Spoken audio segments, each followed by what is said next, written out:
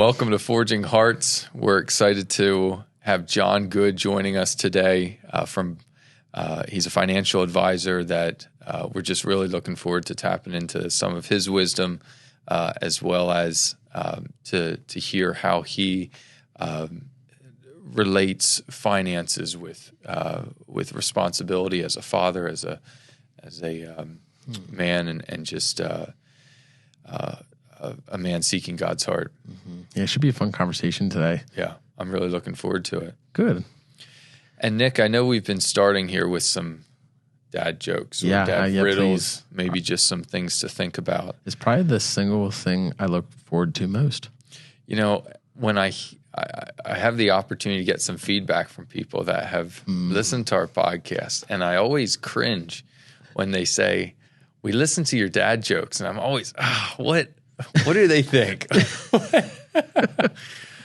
Anyhow, it's constructive feedback. It's constructive, and it's very gracious. I haven't had anyone yet that's like, "They sting. Why do you do that?" Anyhow, so I was having some fun. All right, listening to these, and I just have a few because I was reading down through a list of them. And I thought these are all good. They all make me chuckle. Wow. So let's see what you think. This one's just a statement. I'm afraid for the calendar. Its days are numbered. So my wife said I should do lunges to stay in shape. That would be a big step forward. One more here. Let's see what we have. Here's a good one. Why do fathers take an extra pair of socks when they go golfing? In case they get a hole in one.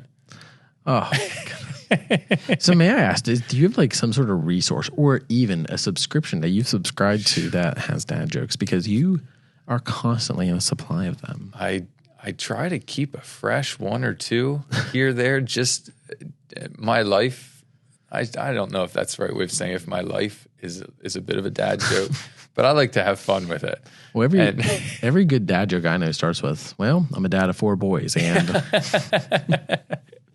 Oh, and no, I don't have a subscription. The internet has such good content for dad jokes. A lot of inappropriate content for dad jokes. Fair enough. I found that as long as you look at the title before you click on that joke website, you can usually get some clean ones. It's probably a good idea. Yeah. Once you find a safe site, maybe stick to that. That's right. We'll have some more later. Yeah, good. Well, this will be a fun conversation, but yeah. Should we get started? Yeah.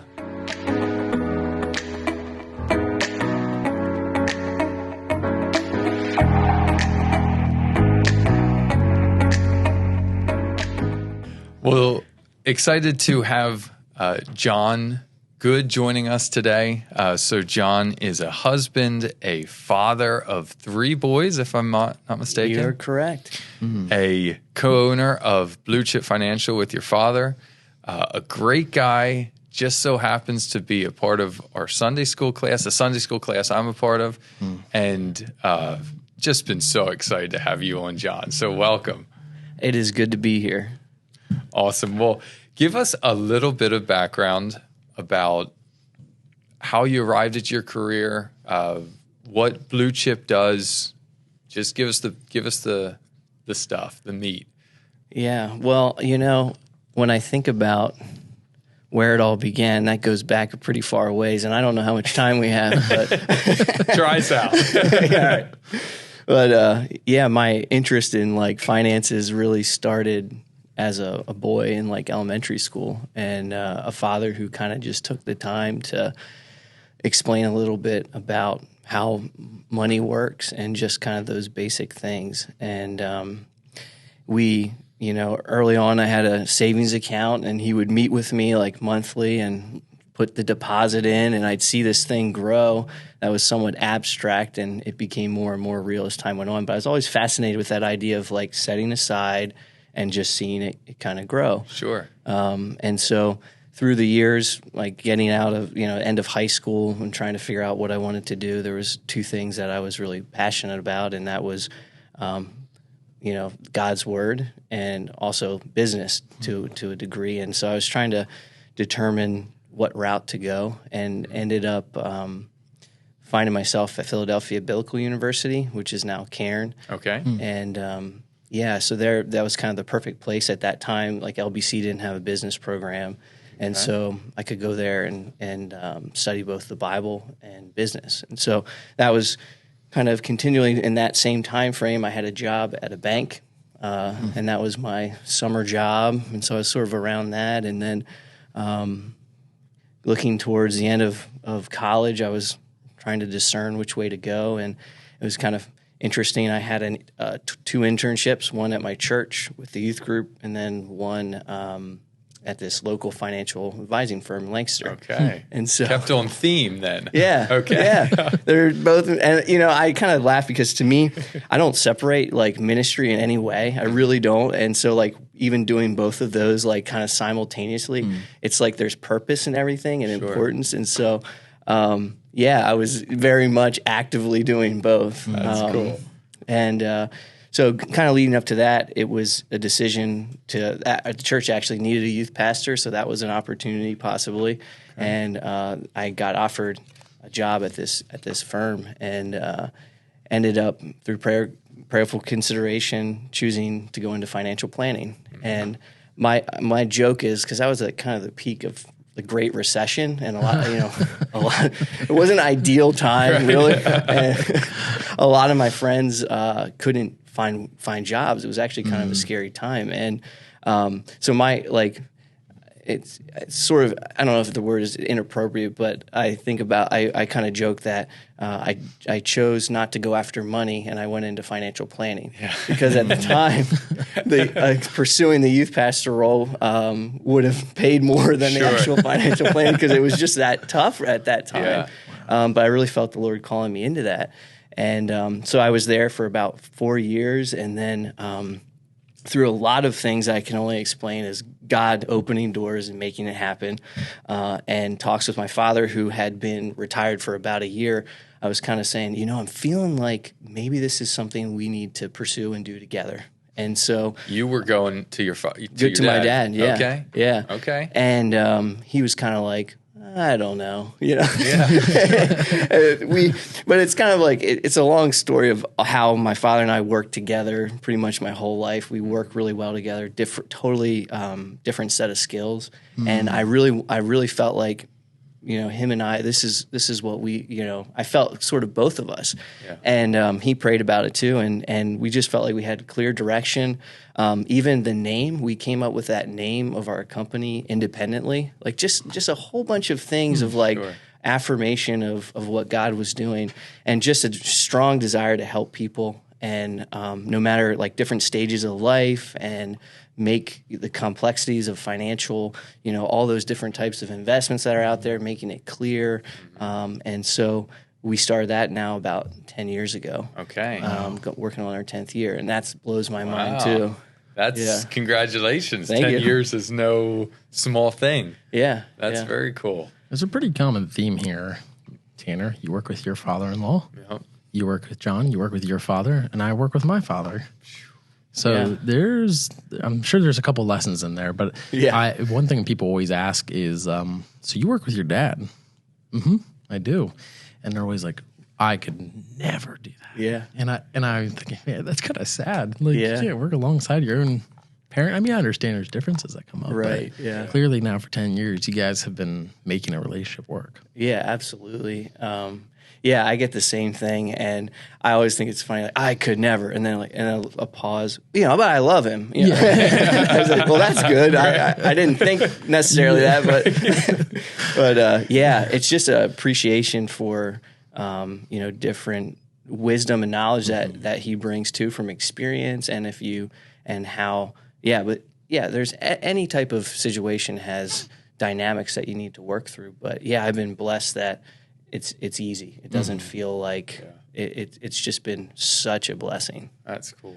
Yeah. That's cool. So you talked about the impact that your dad had on you with finances. And was your dad, his previous job, was it in finances? I mean, in the sense that like he was something financial.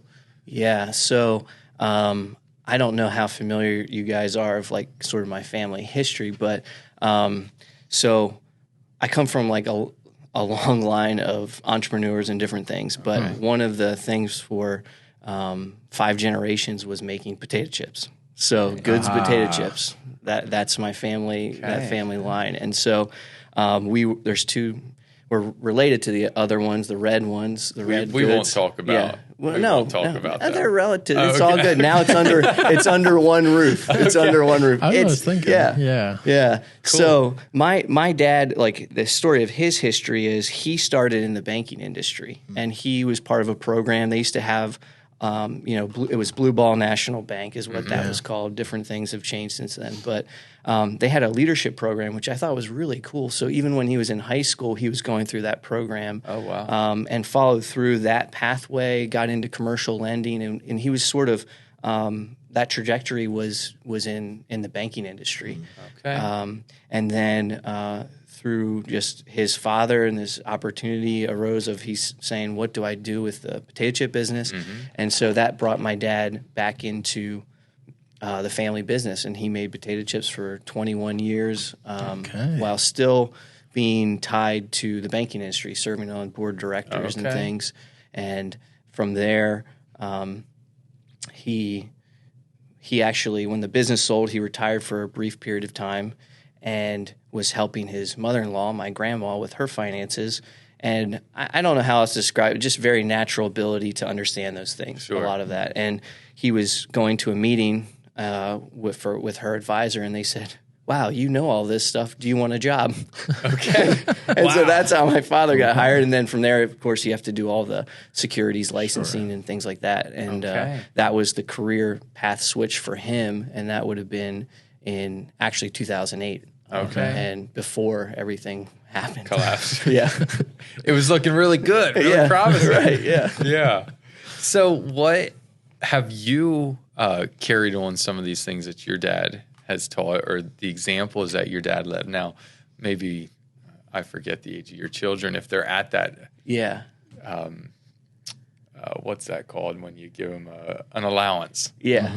Are they at that age? I don't know. Do you plan on incorporating some of those things? Yeah, I do. And so, you have my children, the oldest it's 6, 5, and 3. Okay. And there's different levels that you can talk on things. And some of it's just like the understanding of taking care of your things, because when they break, it costs something to replace that. It doesn't just magically, So like the idea of like stewardship kind of translates in every possible thing. And we try, and if there's a job, we have, given money, for a job, that understanding of working hard and things like that. Sure. And just the idea of, it's kind of, at this point, it's a focus on giving and understanding that. And that's really nice that we have that through Sunday school. Yeah. And then saving, and showing them their, their statement of your, bank account. And at this stage, it's not all connecting, and I know that. Right. But just trying to build some level of understanding of, even trying to explain how I work, what I do, and how by working, that's providing some of these basic things that we need, and all of that, and then tying it in with my oldest with school and doing your best, and so. Yeah, I would say I was talking to a friend in Sunday school, actually, and they were talking about how they started an allowance, and they were explaining XYZ to their son. And I was like, hey, that's awesome. You're actually a little bit ahead of me, even though I'm in this industry.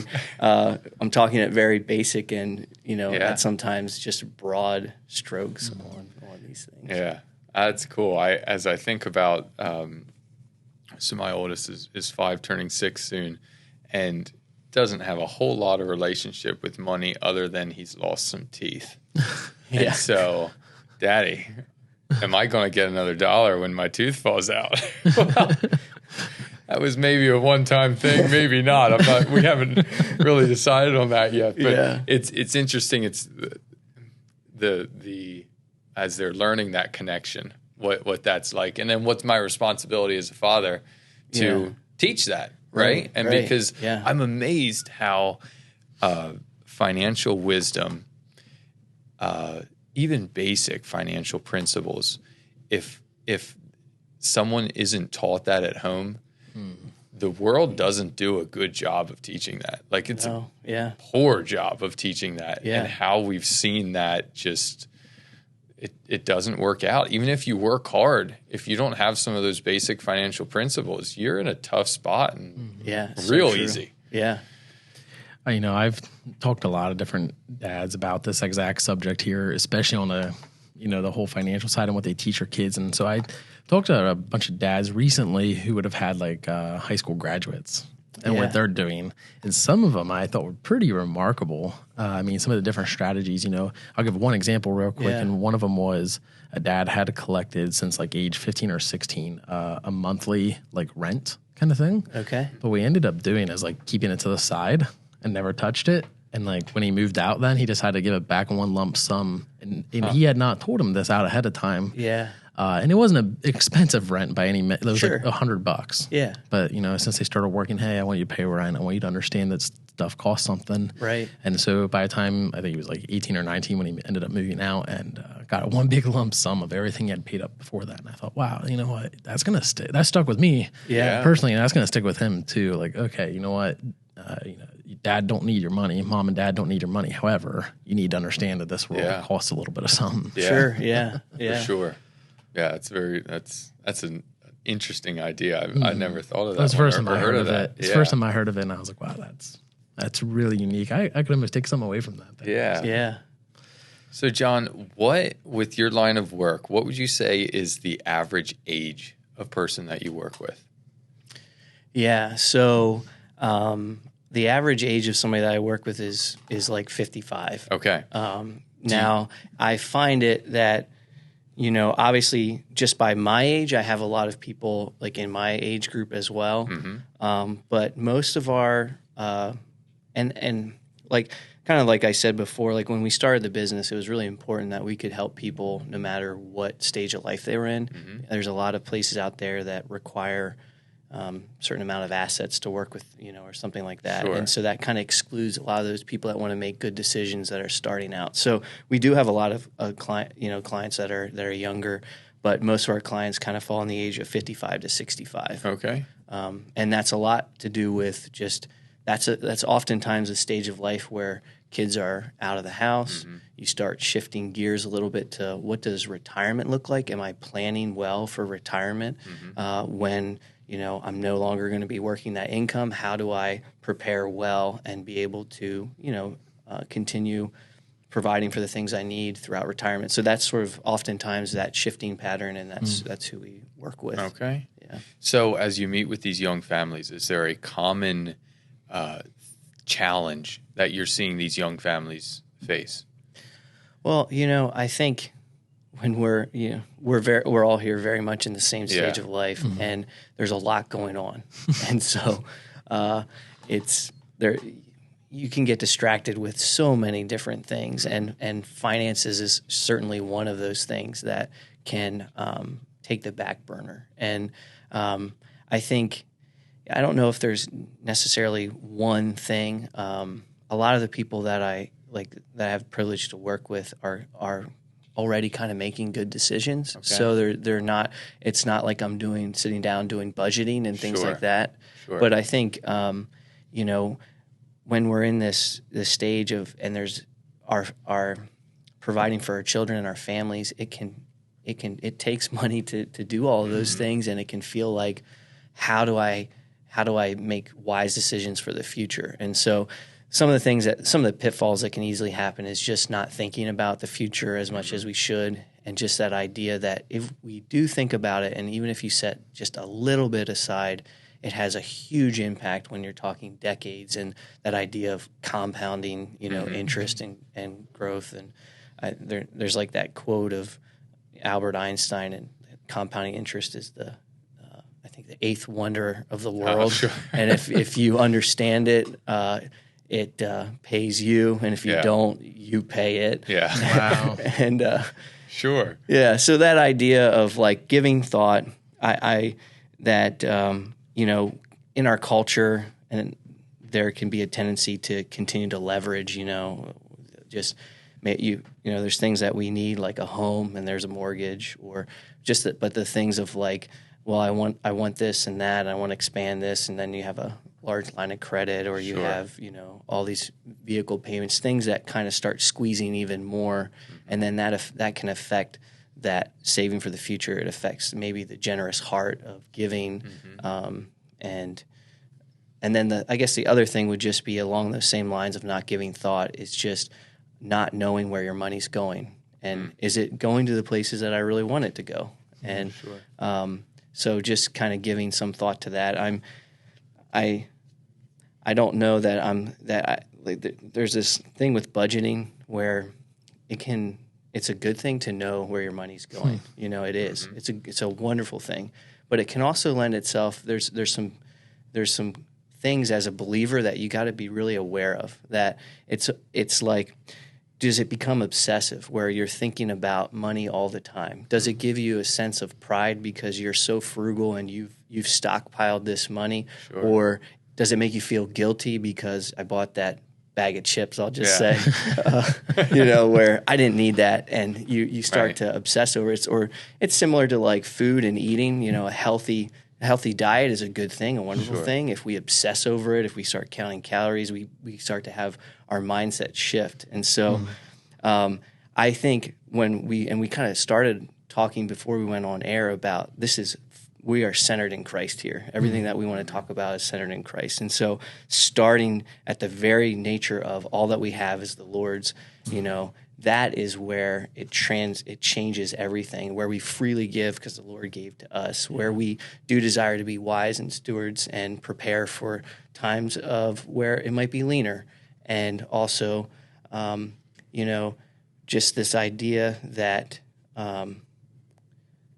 I kind of lost my train of thought there, but just centered on the Lord that gives us this perspective that kind of transcends all of our circumstances and things, and just really makes us wise and good stewards just by that very nature of centering on the Lord. Sure. And what you just talked about there, too, like this whole idea of stewardship, basically as believers in Jesus, we believe that this isn't ours. Right. This life, even this money that we have, this life that we're living, the Lord created it, and He's going to call it back one day. Yeah. And so that is like a core central belief, and that's probably where the divergence occurs with the world. Yeah. This belief that, hey, you know what, we do want to be good stewards. We don't want to be out here both not taking care of our family and also not like spending like crazy. So where does the Lord want us to take care of people? And I 100%. That is, I think, where the divergence occurs. Is in that stewardship idea. Yeah. I was giving thought to that, Nick, not to sort of do a little rabbit trail here, but just the other week I was, I forget if I was talking with my wife about this or not, but when you put in context that how little earthly things matter and how when we die, you're not taking any of it with you, and what our purpose here is on earth, it just completely wipes out so many things that I can find important, or that I spend time thinking about, or that I just in that, man, when you're thinking about, I cannot wait for that Eagles football game, or I can't wait to the newest iPad. The newest iPad. There it is. Let it out. Yeah. But yeah, it doesn't matter. Mm-hmm. In context, it really just doesn't matter all that much. Anyhow, that was a bit of a rabbit trail. I need to get that out. Yeah, no, I'm working through something. Okay. No, that's Solomon 101. You're like start Ecclesiastes right there. Yeah. So you talked about, and I forget exactly how you worded it, John, but essentially to budget giving. Or not to budget giving, you'd say, but having a heart of generosity. Mm-hmm. Yeah. What's that look like? What are your thoughts on that? Because that's beautiful, because that's not something that I will admit. I love being generous with stuff, but it's the last thing on the budget that gets added to because, I've got to feed, I've got groceries, I've got clothes to buy, I've got this and that and that and that. Yeah. And boy, that option keeps going. So I would love, do you have any thoughts on that? Well, I mean, so I guess that would be my challenge to you and to all of us is Sure. that once we start putting it on as a budgeted item and we look at all that we need, not even like thinking about, oh, I'd really like this or I want this. It's amazing how quickly you go, I can't give. And Sure. I was like on a personal note, like going through college and then starting like Blue Chip Financial. We started, ground zero kind of thing, and finances were really tight, and not just tight. Like when it was kind of funny. Like you're newly married, and I'm talking to my father-in-law, who's just an awesome guy, and believer, and I just said, I'm going to take care of your daughter, kind of thing, because you're like just get married and you like put in your 2 weeks notice, and he was really encouraging me. So we were looking, I was meeting with my wife, Rochelle, we're looking at our finances, and I was like, this is how long our money's going to last. You could just look at it and say, if this thing doesn't take off, this is how long it's going to last. And I just, I was at peace with knowing that the Lord was in this. And I had made this commitment in college when I was broke. And then this was another test of saying, I'm going to give no matter what. Mm-hmm. And does that mean it was like massive dollars or something? No. Did it? And, at that time too, our involvement in church, we view that as giving too. Like giving takes a lot of different avenues than just money. And yet I think you can't ignore money because there's something there. And so I'm so passionate about that giving and that doing that first, because there's just a tremendous blessing and in that, and it's in so many different ways, not even it's like it's in the Bible. We see it. And there's something, I don't know how to describe it. It's like it seems to somehow come back too in a lot of different ways. And so, I guess my encouragement is that we have to kind of make a priority to do that first. Sure. Otherwise, it can kind of get lost. Yeah. Mm-hmm. Do you separate tithe and giving? So I've heard people do that your tithe, and then I think with tithe is the 10%, and then offering is anything above that. Oh, okay. I've never separated that. Yeah. Okay. Yeah. Gotcha. I mean, it's kind of funny because, like, if you really think about it, everything that you have comes from the Lord. Sure. And even like you say, well, I worked really hard and I do this and whatever it is. Well, God gave you the hands, He gave you the brain, He gave you the and all this. And so, it's just funny if you think about like tithing or anything, like you're just giving back what's already God's. And it's like that spiritual discipline that I believe that if we don't start it now, as we grow and as our finances increase, there's always other things that come into play that discipline needs to take place now. And it's also a really good way to keep our hearts in check of like, where's my money? Like, just this idea that I will give back freely and I'm not going to hold on to this. Mm-hmm. And it's like a good, oftentimes it was easy when you don't have a lot to be like, I don't struggle with, having all this stuff. Well, you don't have any, but our hearts and it can be good and bad no matter what it is. Mm-hmm. And even in the beginning, like, here's where I was talking. I can have bunny trails, or we're just talking this conversation, and I feel like I'm going in and out of thought. And so I apologize to you and the listeners at times. But when I think about like tithing, like it goes back to like Cain and Abel, and Cain, like God wasn't pleased with the fruits, these first fruits and things, and Cain was upset and angry, and then he was downcast, and God's like, why are you angry and downcast? Why? And God's like, you basically, your heart's not in the right place. Your mind's not in the right place. You're not honoring me in action. And it's like, so I'm not pleased with this offering. So like even just giving is not like this perfect equation, and it's tithing or giving, however you want to define it, isn't like, well, you give, it comes back. Like that just is a natural.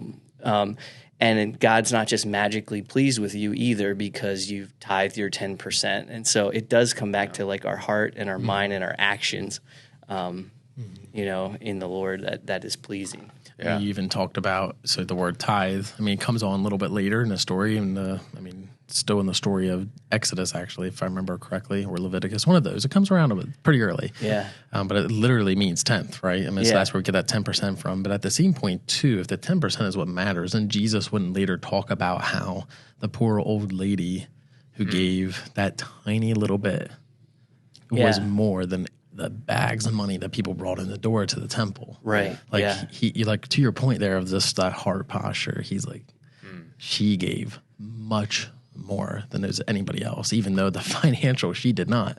Yeah, right. Yeah. But again, I mean, Jesus is talking about the heart of this. And so finances, in a lot of ways, comes back to our heart. It's a reflection of where we spend our money.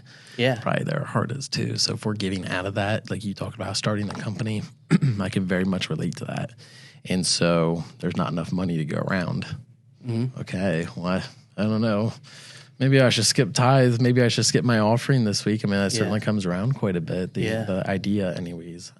But just that is still getting after that heart posture. It's not even about the money itself. Right. Yeah, absolutely. Comes down to, was it two loaves and 5 fish, or is it 2 fish and 5 loaves? I kind of forget now. I think it's 2 fish. Is it 2 fish? Okay. Well, the point being that God will multiply that. It's like, it's not a big deal to him. If there's just a little bit, he'll take it. Yeah, absolutely. Yeah, God, math doesn't work with God. And I remember like one of the things we talk about fathers and stuff. My dad would challenge me on like how you spend your money and equate it to time. So he's like, just to, if you make $10 an hour and that thing costs $400, are you willing to give a week of your life, energy, and strength to that?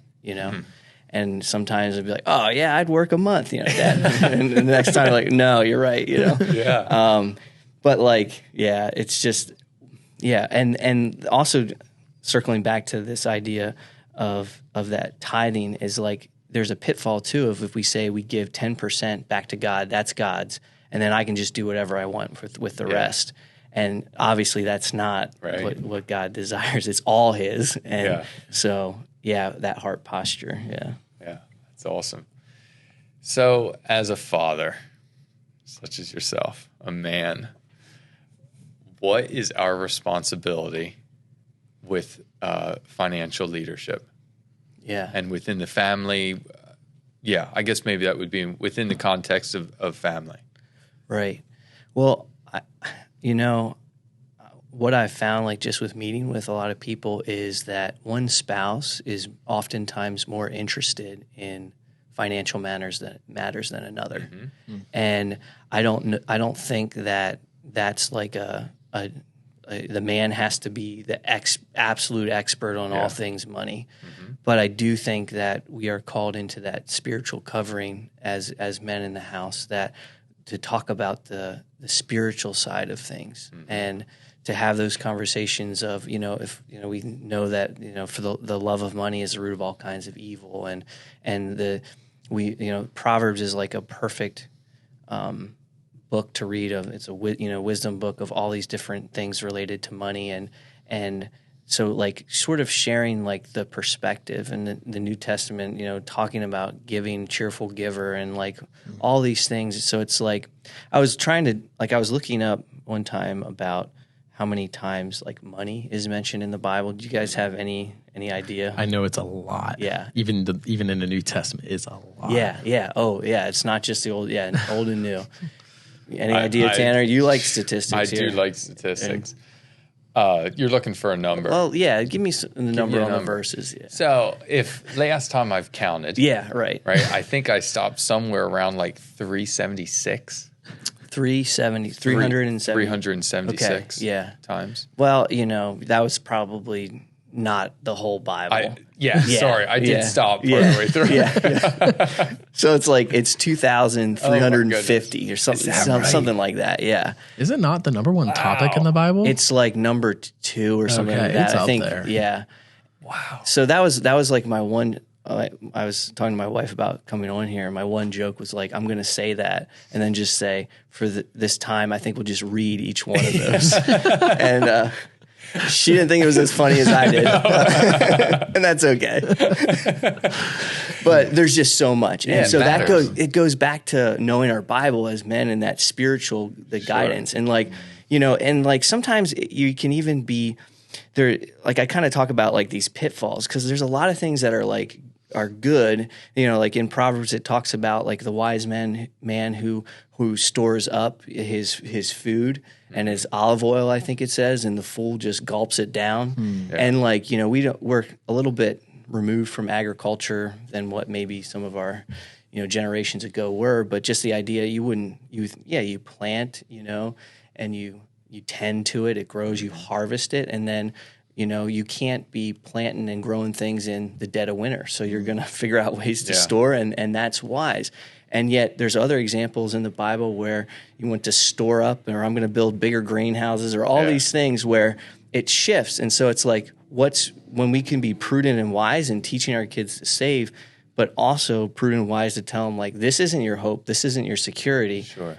Who is the one providing, and then pointing them to things like, when things are going rough and they're looking for basic provision and saying, look at the lily of the field or the sparrow in the sky. Like, does not the Lord care more for you than these? And so, so to me, it's like, as men, as Christian men, and teaching finances is really just teaching the Word of God. And then when you get into, well, maybe they need a little more help with figuring out budgeting, figuring out the ins and outs of saving or direction. That's where I think either spouse that has more of a gifting towards that should pursue that role, or if neither really does, that's where you seek wisdom and counsel from others that do have that knowledge and ability. Yeah, that's really good. And so the Bible has those principles. Yeah, and it's all there. And they work. Yeah. I mean, you don't need to read some financial book or listen to Dave Ramsey, although I don't know I'm a Dave Ramsey. I shouldn't say that. I'd say I'm a If Dave Ramsey was listening right now, what I would tell him, and this is, I don't know the guy, right? I don't text him often or ever, but I really loved like the first half of his stuff. I think it's gold. The second half, I'd love to have more of a conversation on. Yeah. Okay. Yeah. But that being said, I would even say too, the Bible as a whole is a little tricky because, right, if you read the whole Bible the whole way through, it can seem contradictory. And I don't know if even the finances, like the whole way through, or I would even just say, man, is everything can it be taken literally as is? There's a lot of great examples, but the Bible is one thing. It doesn't necessarily look kindly on people oftentimes. And so it's through this lens of Jesus, especially as we read the Old Testament, that everybody needs to take context from, especially as we read some of those verses. It's like, wow, like even reading about the life of like David, for example, like David was called a man after God's own heart, but yet even we're not supposed to look at his life and say, oh, if we live exactly like that, because then we're going to go out and murder people and take their wives. Right. Like that's not good. And so the point being, I mean, even as we look over all these financial verses too, I mean, I'm sure there's stuff in there that's maybe even kind of confusing. Yeah, I mean, there, like Jesus talks to the rich young ruler kind of thing, and I think he always is able to place it onto the heart, and like we're supposed to be free with our possessions and stuff. Your neighbor needs us, give it to him. And there's there's examples where God is calling people and they sold everything they had, and they shared it among them and gave to the poor, and so like I think all those things are accurate and true in what God calls different people at different times for his purposes and plans. And I think it's kind of freeing in my mind of like what Jesus did on the cross and how, the deposit of the Holy Spirit and the Comforter, the guide, guiding us, directing us, and that there is like this when we're in tune with, we're in the vine, and when we're in tune with that, and we're filling our minds up with what God desires, like sometimes you do things that doesn't make sense financially. You know, it's just like that doesn't, and then if you're feeling that tug, like sometimes that you're like, well, that might not be a good financial, then that's just like God placing his finger on something there, and we need to hear it. We need to, and so, like the Bible is, there's a whole lot of things that at times how do you reconcile everything, the nature, the nature of God and all that. And yet to me, like studying God's word, like going to school for that, and you hear all these different theologies and understandings, and you're wrestling with those things, and you can't quite figure it out, and then you stop and you go, yeah, well, if I could, that probably isn't a God worth worshiping, and there's some just awesomeness of who God is, and things that, I'm not going to fully understand that, and yet going back to all that, the Jesus being born of a virgin, the death, the resurrection of Christ, the Holy Spirit, Jesus coming, all these things that are root and a core of us, and that living in that, so many things become clear to the believer that still doesn't make sense to the non-believer. Yeah. That's very cool. true. I love that connection of finances and just the spiritual aspect of it, of being good stewards and all that it has to teach us. So I was sort of how do I say this, testing the waters a little bit with some friends and family, and just asking, what would you ask a financial guy if you could, knowing that you were coming on the podcast, build a little excitement for this whole thing. Yeah. Really talking you up. And had one guy, similar aged and situation myself, says, well, what should I be doing? Can I get a little free advice? A little what should a young family be doing? What's financial wisdom look like for them? Yeah. So a lot of things are guidelines. And so what I mean by that is just, if you're not able to do something right now, to rest in that a little bit, because seasons of life change, and it's just really interesting to me to sit down with people in different stages of life. But like when you start talking about someone who, is young and a young family, and kind of back to that, like little decisions now make big difference when you're talking about compounding interest and things like that. I mean, one of the things is, if you work for a company and they offer 401k and there's a match, you get it. You just do it. It's that free money. If you put in 3% and they match at 3%, that's doubling your money. Yeah. If I said to you, hey, if you have a $10 bill and you give it to me and I'll give you a 20, you would do that as many times as you possibly could do it, right? Sure. And so, like, just that of, taking advantage. There's all these statistics, and I think some of that isn't as prevalent in the Christian community. I think we do in general make wiser decisions, but it's that thing of, don't leave that free money on the table. If you don't have anything like that, the goal is between the 10% and 15% of your gross income gets set aside for the future. And if you can do that historically, and you invest that, you can replace your income later in retirement. Okay. And so that's sort of like one of the goals. So like a lot of times people, when you're starting out, or like you'd be like, tithe 10%. So you give, save 10%, and then the remainder is what you're spending and in your budget. Okay. So that's one thing. The other thing to consider for young people, and some people have different views on this, and even in the Christian community, but like a life insurance policy, if something were to happen to you, and thinking about, there's different situations that maybe both spouses are working, and if one passes, that's not as big of a financial burden. Sometimes there's a primary income earner, and then you look at debt and things like that. You have a mortgage, and if you have a policy that you would kind of trigger to pay off that in the event of untimely passing, because in those moments you find is it's really hard to make good decisions. And sometimes people are forced to sell like, the family farm or whatever the thing is in that moment, because there's really no other opportunity. And so I kind of just say that because for young people, it doesn't cost a lot of money at all. Yeah. And so it's, to me, that's just a protection. Not that you trust it, just like anything else. Not that that's going to save us, but just something that's there. And I would say like those are like sort of the two kind of big things for young families of just setting up something like that. There's things specific to income that kind of come into play, whether what vehicle you save that in that makes sense. And whatnot. So I never, like, even in my meetings with people, I don't go into any recommendations in the first meeting, because you're just trying to understand each person's situation.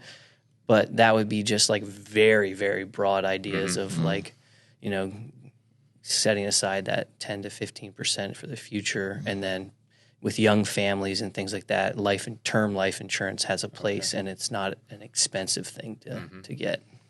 Yeah, I actually love that, because I think that's a perfect. I mean, the term life insurance specifically, I can attest to it, is not expensive. Yeah, but it's a perfect analogy. Even how we're talking about this, like people, if there's an untimely passing, you or your spouse passes, no one's going to care about the money.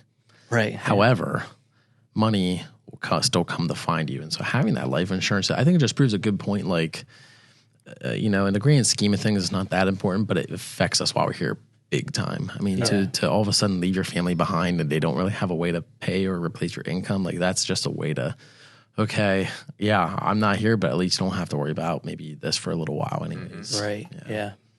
Yeah. A way of showing love and that you care about that person. Yeah. So, and I don't mean to just dig into the weeds here a little bit, but if someone doesn't have a 401k as an option through their business and they still want to do that 10%, do you have recommendations? Hey, save up and do real estate, save up and do get your own 401k or IRA or whatever it may be. Is there some like steps that people should be looking into and things that are maybe easier to set up and pursue than others? Some of that can be a little intimidating. I would think to myself, okay, if they don't have these options, what do I do? Right. Yeah. I mean, everyone has different opinions on what is the most effective investment vehicle. I mean, obviously, just the nature of my business, I lean towards the taking on stock market type investments. Historically, that is the highest appreciation. When you look at real estate, you're looking more on a return on what you put in and an income stream. Sure. And so when you're talking just about, I think real estate definitely has its place, but I don't think that's what the majority of people should do. Right. Where I think the majority of people should have some form of money in the stock market. I've seen people who are excellent at real estate or different types of, even like business owners, you can pour back into your business and see incredible results and returns, but that's not everybody. I've seen people make money in real estate and lose a lot of money in real estate. Sure. And the market by no means is a perfect thing. We experienced, anyone who had money invested last year was not a good year in the market. So there's these ups and downs of that as well.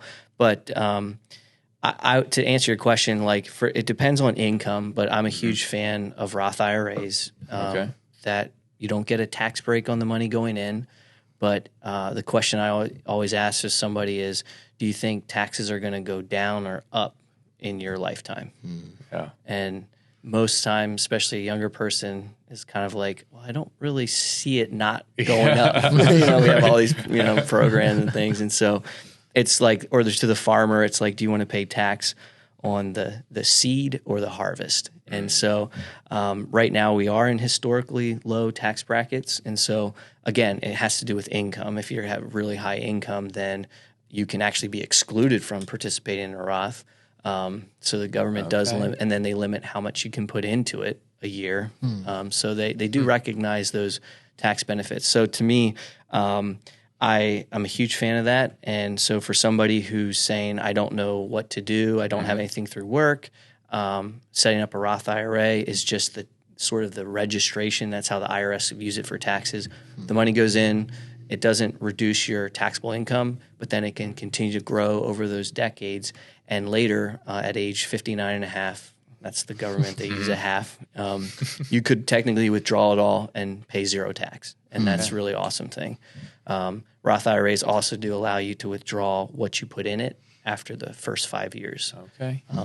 Oftentimes, that's not necessarily what you would really recommend, and it depends on the situation, but it does give you actually ability to access it, unlike some retirement type accounts. That's interesting. Yeah. I'm also a big fan of HSAs. Yeah. Oh, Personally, yeah. I love Yeah. HSAs. They I are think good. that's what a great. You're going to have medical Well, expenses. that's because you were pumping out kids. Of course, it's going Well, to pay off. Sure. That's fair. I'll give you that. But it's such a good. You automatically save what 25, 30%, whatever your tax rate is, by not having to pay that tax on something you're going to have to pay for anyhow. Right. Yeah. What a. That's one of the few that you can get a tax break with it going in. And then also, if you're using it for medical related things, you don't owe any tax when we withdraw it. Okay. So later in life, if you having children, that obviously takes a big chunk out. But for people who are really healthy and they're not they don't need any, they're not drawing from that, you can continue to grow that and actually invest it inside of an HSA.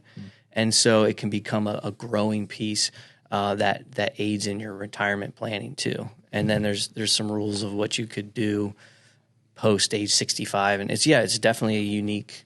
I'm a big fan of them as well. And I don't know if we even said this, but an HSA is a health savings account. Yes. Good Yes. point. Yeah, sorry. Yeah. I think we all knew Good the point. acronym, Yeah. but Yeah. in case That's- somebody doesn't, health savings account. Yeah. Yes, that is Worth looking good. into.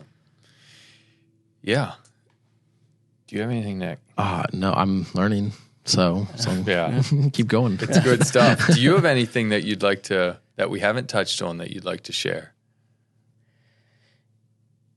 I think it kind of centering back. I know we kind of like weaved in between a lot of different things, but just that centering in that everything, including ourselves and who we are, is from the Lord. Everything is just such a gift and a blessing, and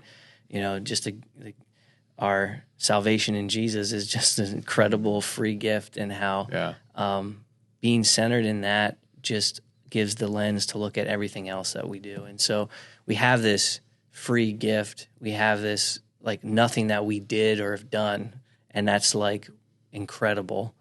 And then it compels us to really want to do well in all these other areas, and that's a good thing. And looking at our finances, it is a good work. Just like the very beginning, before sin entered the world, Adam in the garden had work, and it was good. And we have these different things as men of faith that are in our under our covering, the spiritual covering. And it's a blessing. It's a wonderful thing. And to not feel overwhelmed in it, knowing that the Lord is with us, and that we do have each other and different believers to kind of navigate some of these things we don't know. And so for anybody listening of like, I have no idea what an HSA is or a Roth IRA or all that, or like I'm clearly failing on all these levels. It's not true. Like there's always time to bring in somebody. And again, like just our hands are open of what we've received, and we can have confidence for the future. And just in seeking that guidance and direction of making wise decisions, the Lord will honor that when we are honoring Him with all that we are and have. Yeah, And that's a good point. That's a perfect note, because as we look around the world, I think we're just super blessed here. Like we're talking about these things pretty openly, but a lot of closed part of the world, there's no access to this kind of thing. And so really the takeaway, even in finances, is be a good steward and accept the love of Jesus. I mean, because that's kind of all there is. Yeah, yeah. for sure. And one thing, not to circle back, but I knew there was one other question that I had that I just could not think of, and it finally came to me again. You would say you're a financial advisor? Would that be? Yeah. So I tend to associate that with when you're older and you have this money that you're making more now and you don't have the kids, and so you have more to do with it. And that's when I tend to relate, okay, that's when I should get a financial advisor. Sure. Yeah. But I don't think about it as much now. Right. But one question that came to my mind, and maybe it's come to others, what is the fee structure to get a financial advisor? Is it what's that work? I'm not looking for how much it costs necessarily, but yeah, that would be a question that I'd have.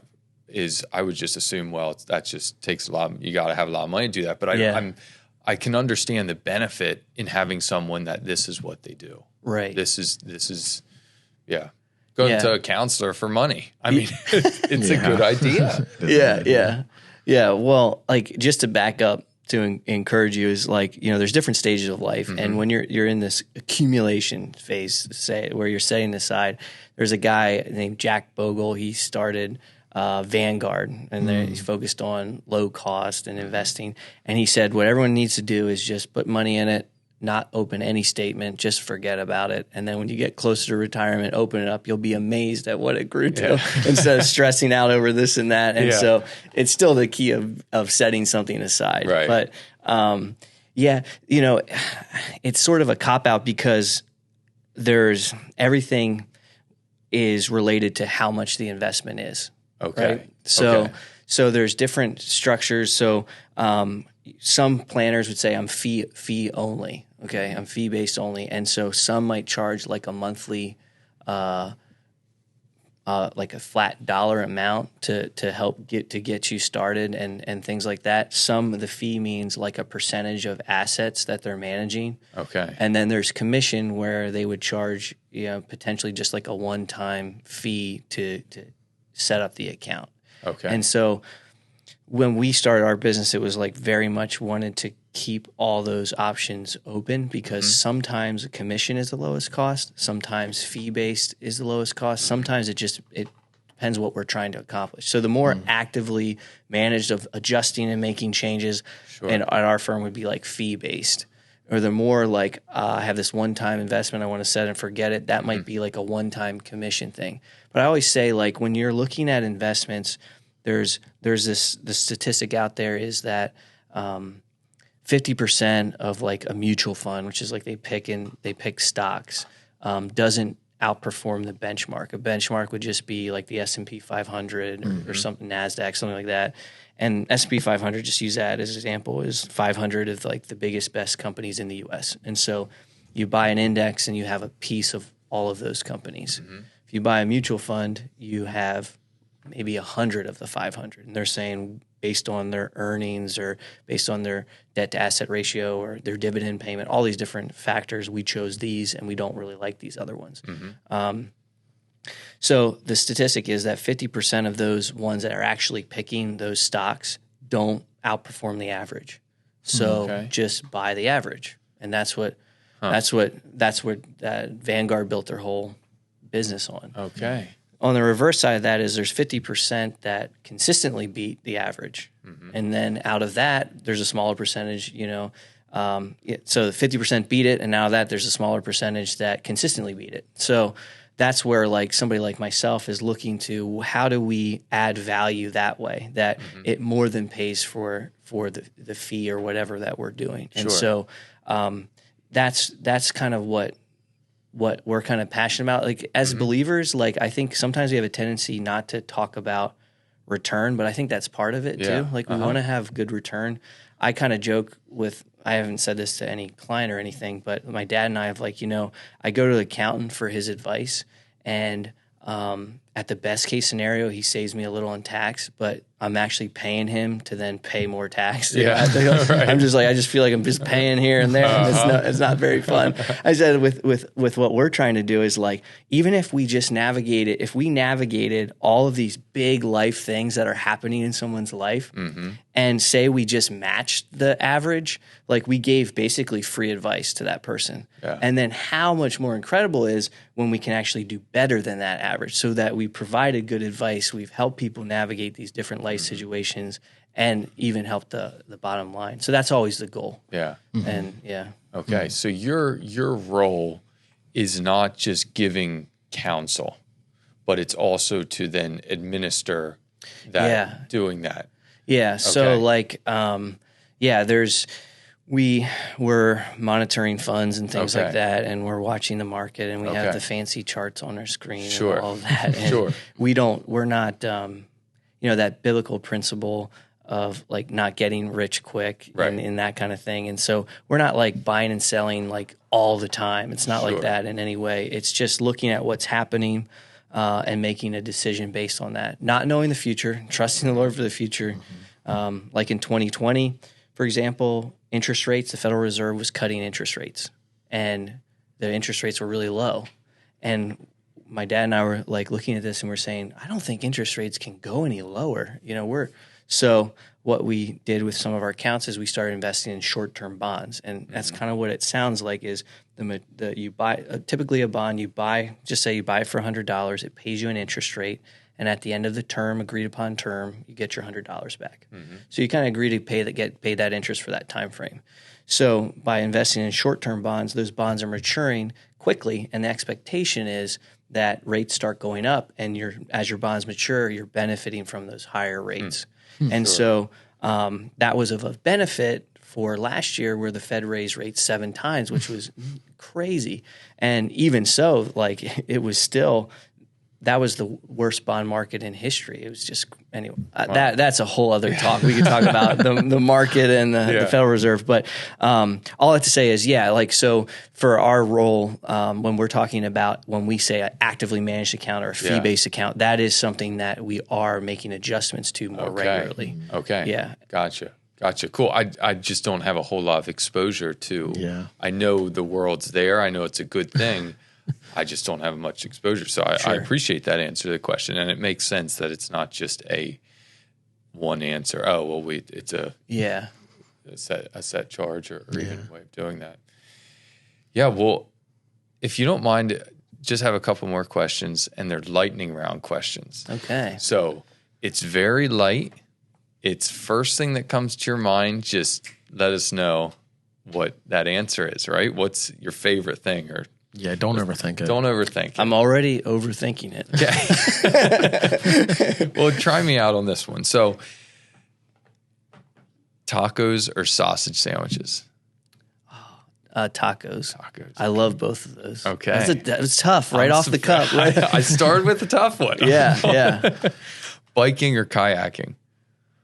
Biking. Pancakes or French toast? Pancakes now that my wife makes them. French toast when I was growing up.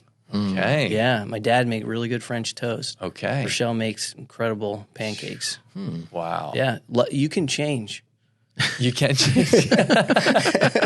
Did your dad use vanilla and or cinnamon in his French toast? I honestly have no idea. There wasn't cinnamon. No. There might have been. I was, because those are two. I didn't look at them too much. They just sort of went down. Yeah. Okay. Fair enough. Yeah. I have to ask. I have to get back to you on that. Sorry, I'm getting too involved in these lightning round questions. Favorite professional sport to watch? I would say football now. That also changed. My wife actually is really into football, and her dad and brothers. Yeah, I used to watch baseball actually. Okay, mostly because I played it growing up when I was younger. Okay, and is that both watching live or on the TV?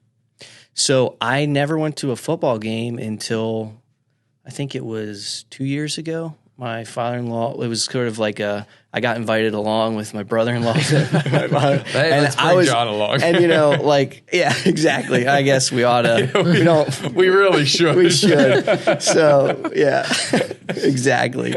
And I'll tell you what, when you watch football on TV, I'm like, come on. It was wide open over there. Or how did he not get through there? Yeah. And being down there, and it was pretty good seats, you could see it. And I was like, how in the world does anyone go anywhere? How does anyone catch the ball? How did completely covered or there's this mob of people and somehow the guy shoots out. So I've had incredible respect now for football. I'm not gonna not going to complain too much what I see. Yeah. It's true. That's a great point. What is your favorite app on your phone? My favorite app. Your favorite app. Wow. So I don't use a lot of apps. So this should be easy. Yeah, you would think. I have like just a generic like investment app that I check for like what the market's doing and stuff. But I guess that would have to be it. Okay. But yeah. Okay. That's fair. No wrong answer. Yeah. Well, why are you judging me with those eyes? I'm just kidding. No. John, this has been awesome. Yeah. I was really looking forward to meeting. We spoke more in depth than even what I was anticipating. This is awesome. Really good information. So thank you very much for good to be here. Appreciate it too. Yeah. I'm sure everyone will get some good information out of this. For sure. Maybe we'll have to run a financial course after this. And there we go. You lead it. Thanks, John. Yeah. Thank you.